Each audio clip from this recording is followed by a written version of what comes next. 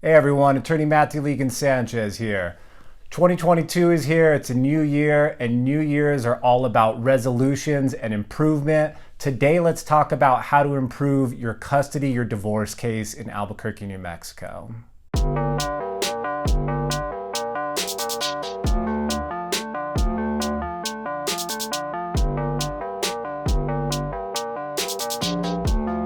To improve your divorce case, you need to talk to an experienced family law attorney immediately. Okay, I get it. Like that sounds self-serving for a lawyer to tell you need to talk to a lawyer. Like, yeah, okay, lawyer, whatever. But actually, you really need to do it. An experienced attorney can hear your case. They can spot issues with your case that are going to be big issues with this judge, and they can really guide you in the right direction with appropriate action. They can look at your time sharing, maybe your interaction with your child, whatever the case.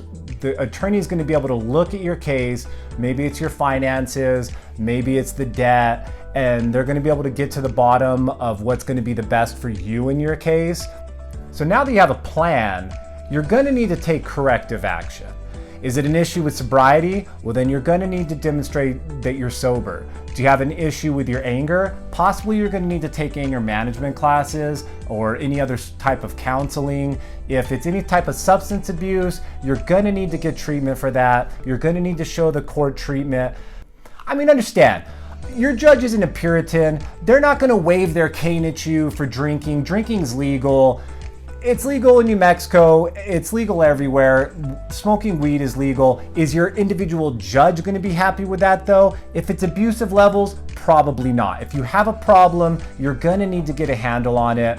If not, it's going to really hurt your case, and ultimately you want to present your best case possible.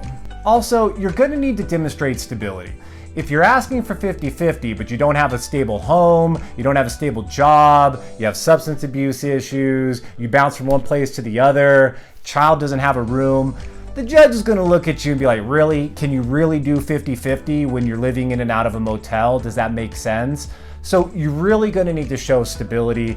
You're going to need to demonstrate that you're able to care for the child, there aren't any issues, and the judges want to see stable and predictable homes. Show that you have a stable and predictable home that's going to help your case. You want to help your case? Develop the ideal status quo right off the bat.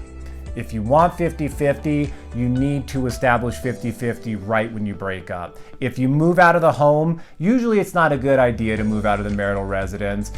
What that does is it creates a presumption that the other parent is living in the marital residence, that it's the children are acquainted with the home. It can help the other side. But if you have to leave the home, the reality of the situation, sometimes you have to leave the home.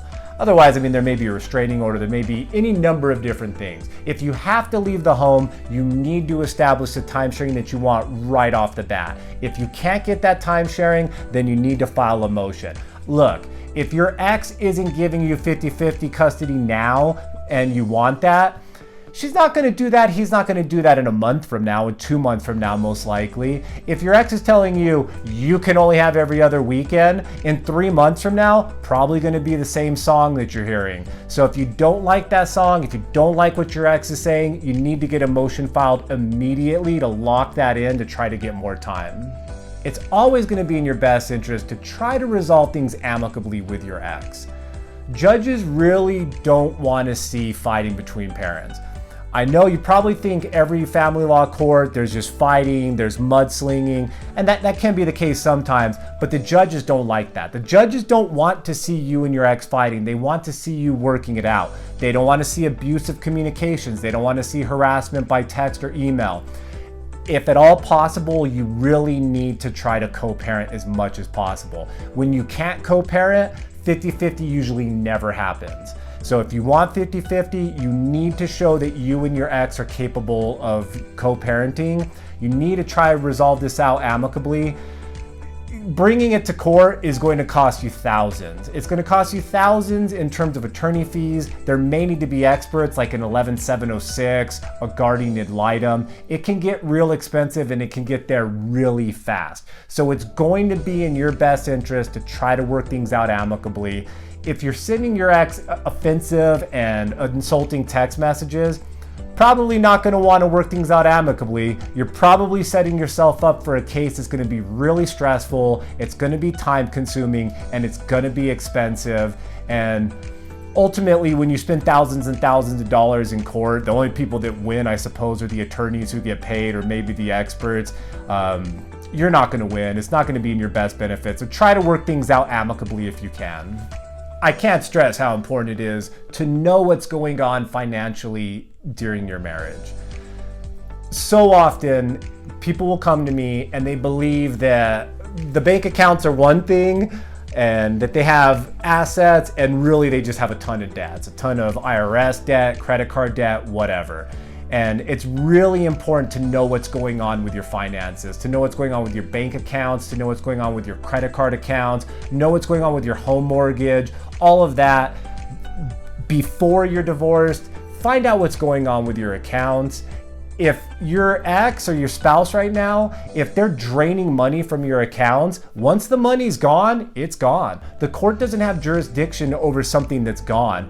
The court considers money that's spent a dissipated asset that was spent. If an asset is spent and there's nothing to show for it, like a car, a lamp, any asset to show, then the court doesn't have jurisdiction over that. So if this money is being blown, and it's being blown on lavish vacations, body improvement, on anything whatsoever, expensive meals, you're going to Vernon's twice a day and ordering the nicest steak and the biggest glass of wine you can get, that is a dissipated asset. The court doesn't have jurisdiction on that. You're gonna need to get a handle on that. You're gonna need to really know what's going on. And if you don't, you're probably not gonna like what you find out through the discovery process when you get to the bottom of what's actually there.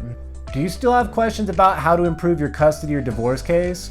If so, call me. Call attorney Matthew Legan Sanchez, 505 Sanchez.